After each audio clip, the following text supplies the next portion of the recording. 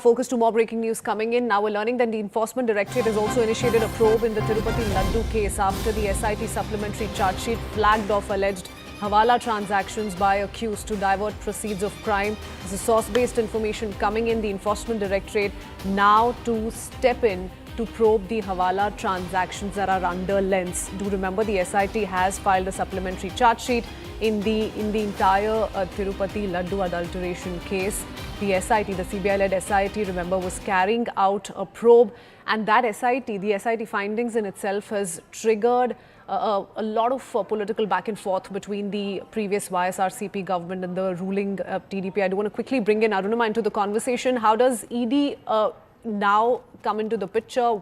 How are they going to carry out a probe? And their main focus, of course, is going to be the alleged Hawala transactions, isn't it, Arunima? Yes, so Enforcement Directorate, as we know, is the primary agency. It is the lead agency as far as probe into money laundering is concerned.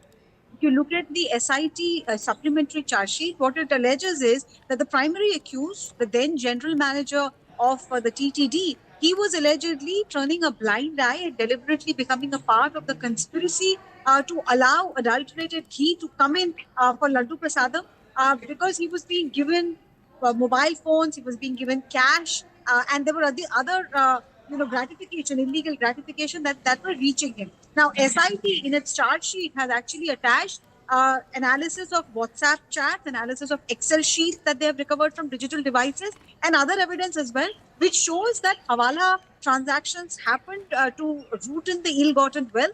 There were also cash couriers that were involved. So what was the end point of these Hawala transactions? Were they sent abroad? Were they invested in any shell companies? Were properties bought from ill-gotten wealth? That is the larger scope of investigation of the Enforcement Directorate.